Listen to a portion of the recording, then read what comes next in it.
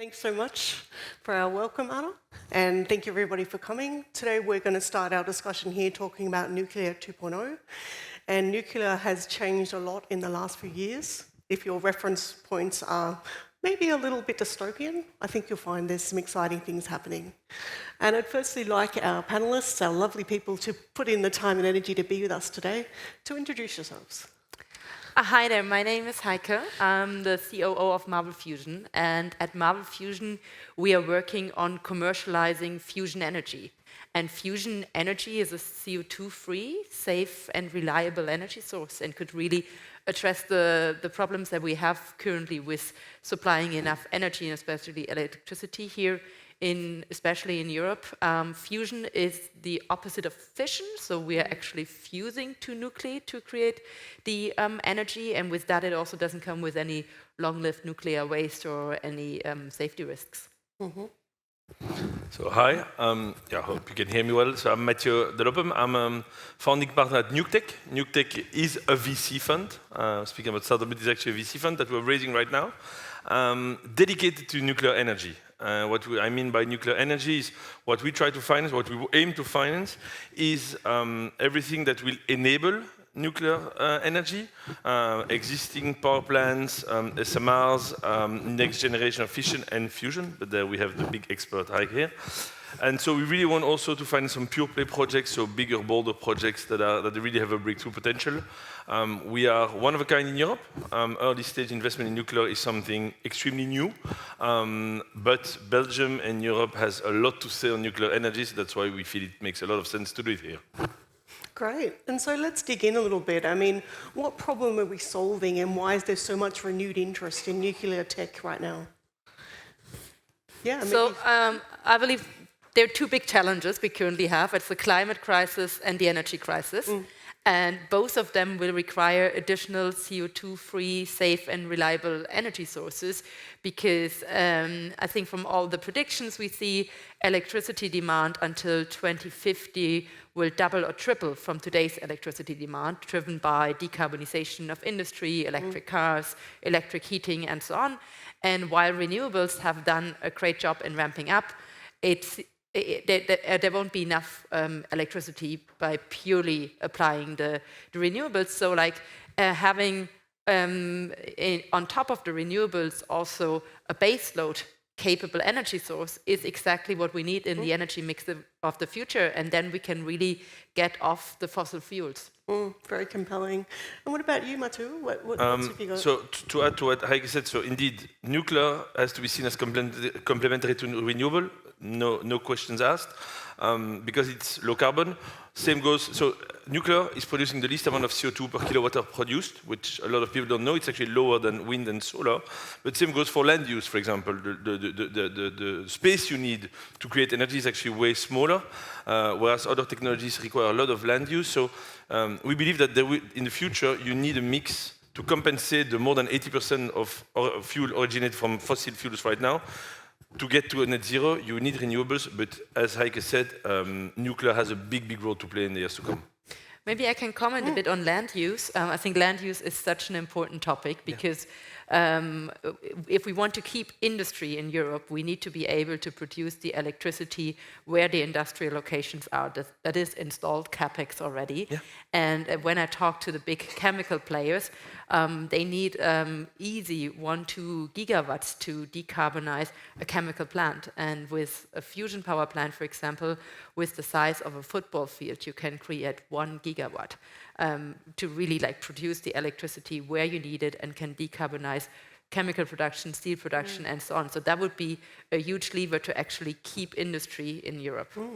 I mean, just on that, besides chemical manufacturing and production, what other industries are using nuclear at this level and this velocity? I think it's very wide. It goes from, so you have industries that are extremely eager in energy, such as steel industry, cement industry, etc. But it goes to bigger compounds where the moment you need high quantity of energy, nuclear, being it a fusion, be it an SMR, being close to a bigger plant, is a very steady way of providing energy, because this industry also cannot have ups and downs in their energy. They need to be able to have a constant process, and so they need guarantees to have energy when they need it without fluctuation because of external factors. And so again, we believe that that's where energy kicks in, and the moment then you have other renewable, when you decrease your production or you drive it towards other sources of storage, and then you reuse it at a later stage when there is less renewable available. Yeah, and besides providing electricity to the grid as complement to renewables to manage the up and downs, I think two other big use cases would be water desalination, for example, so being able to produce water in the Middle East, in Southern California, by directly pulling out the water from the sea, and also direct carbon capture that also needs. So it would even be an opportunity to take out the CO2 that we have in the atmosphere already. I mean, you mentioned California. I'd be interested to know how, I guess, the innovation and the government support here in Europe maybe differs to, say, the US and also Asia. I can give a small peek into the fusion landscape, and then I'm sure you that have would be great. you have really kind helpful. of view on the overall picture. Yeah. So if I look at the fusion space, there is 40 private companies out there. 2/3 of those are in the US. Wow. So over 20 of them are in the US. In Europe, we only have a handful.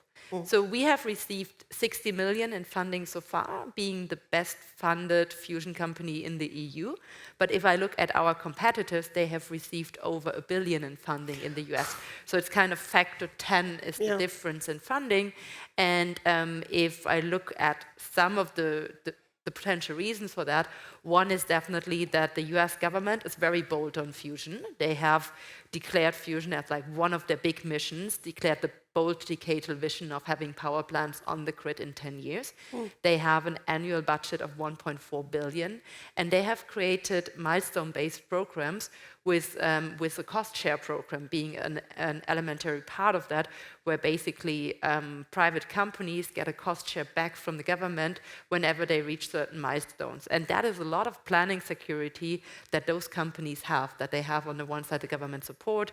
There's even a regular framework already in place in the US saying that they will regulate fusion not the same way as fission, but more like particle accelerators, which really brings down the regular hurdles tremendously. So all that kind of planning security around having the government support, having the cost share programs with the government, and having that regulatory framework is definitely an environment that then also attracts private capital, maybe more than we have it here in Europe. But what do you think, like, from the private capital side?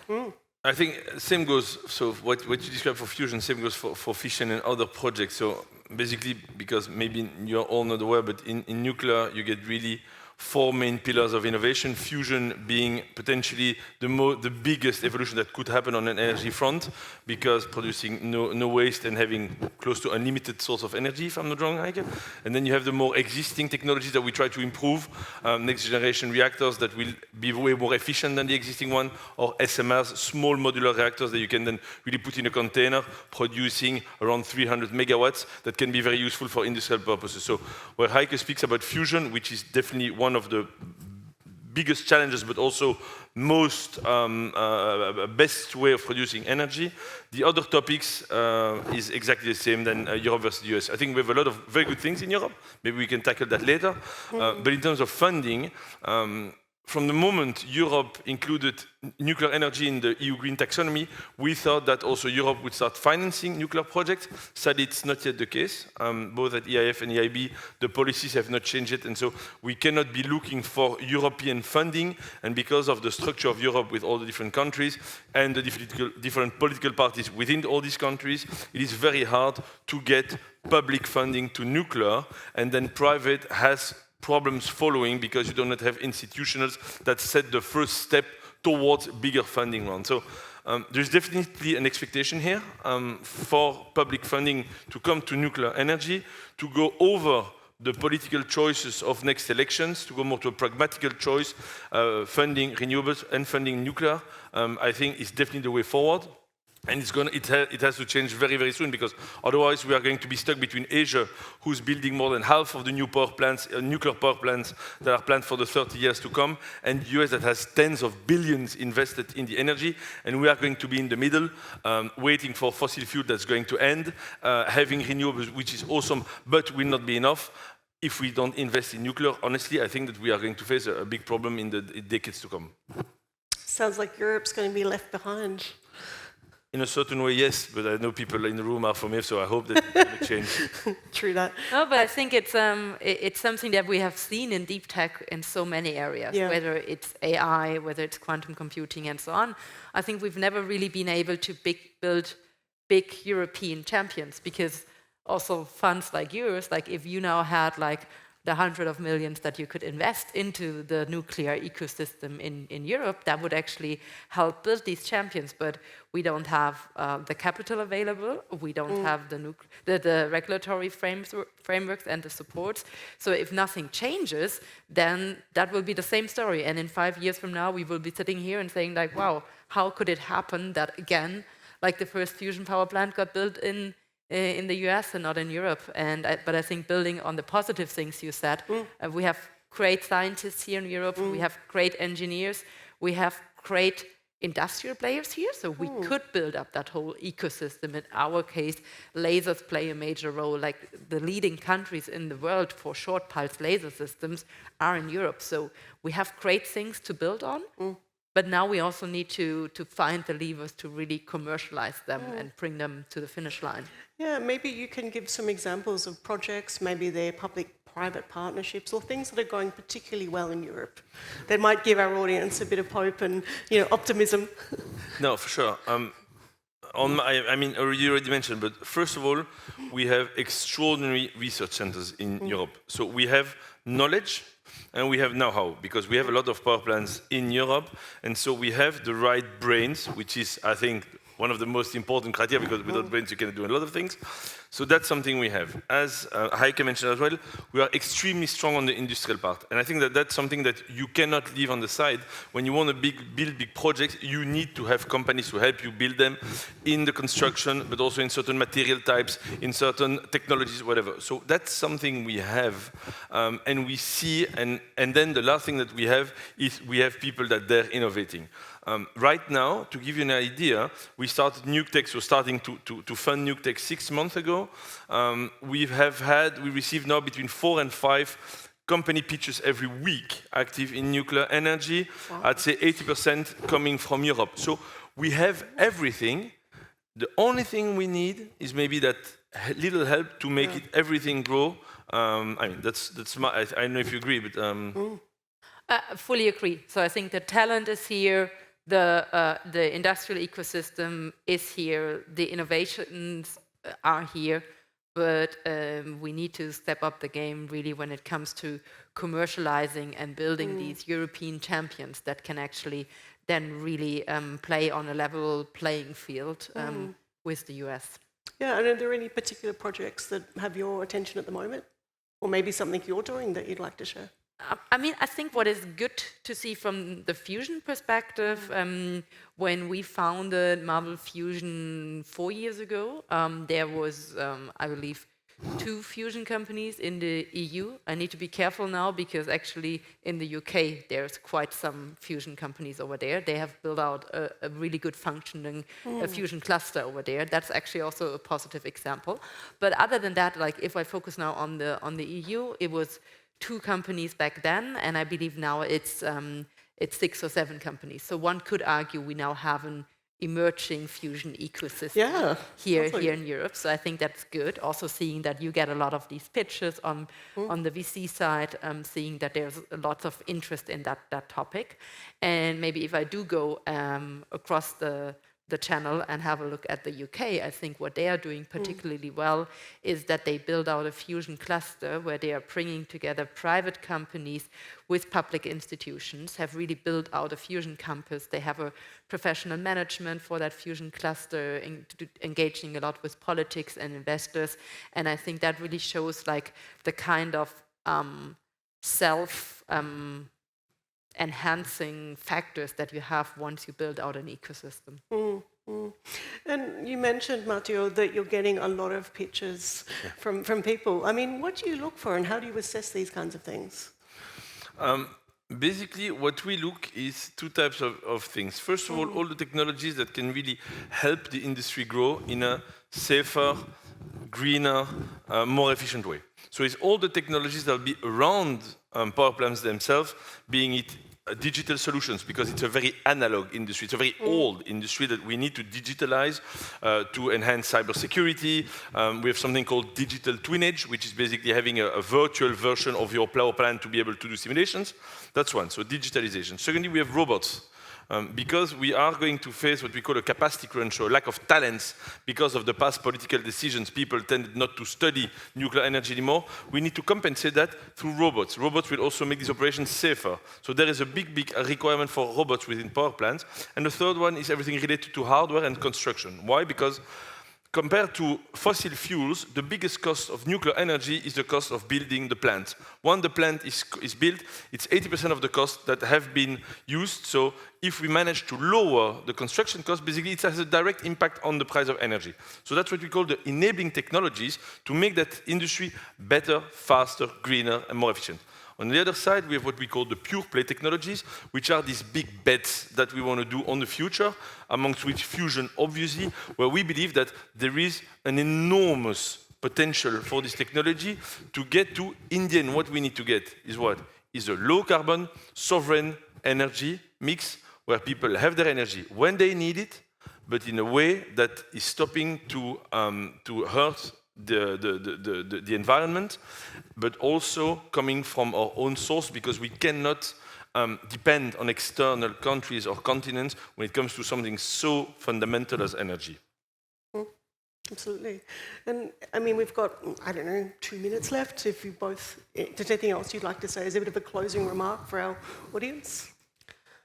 I believe the time for Europe to really build these tech companies is now. I think, like, if you look around here, if you talk to people, there's so much positive energy around building big tech companies here in Europe, something that maybe we haven't been the best at in the past 20 years, but I think there's a lot of momentum currently. There's a lot of good ideas around. I think there's great talent here in Europe. There is capital here in Europe. We might need to find better ways of, like, how to untap these kind of, like, capital pockets. But then I'm very optimistic that we can also step up and build these companies here in Europe and kind of have to end that stigma of, like, inventions always being made in Europe and then go to the US. Yesterday they mentioned at that reception that the internet was invented in Belgium. That's right. Great, but then, like, who built the big internet companies? Like, why is Google, Microsoft, and so on in the US and not here, right? So I think we have to end that and, like, kind of, like, really commercialize the innovations that we make in Europe also in Europe. Yeah, and maybe to add to that, I think that we are here in Brussels. We are close to the atomium, which is in 58 was actually, it's an iron molecule, which actually was a representation of the atom of nuclear energy. In 58, all the bubbles were filled with knowledge that we had in Belgium, in Europe, around nuclear energy. So now that Europe has made it clear that decarbonization is a priority, the global opinion around nuclear energy is completely changing. In Belgium, 70% of people want that in their energy mix. Germany as well. So that global opinion is there. Europe has made the move to green taxonomy. Let's just make it happen by putting the means and right people at the right place to really become our own masters in energy, in low-carbon energy. Exciting words. Thank you both so much for joining us today, and I hope you enjoy the rest of the conference. Thank you very much. Thanks so much.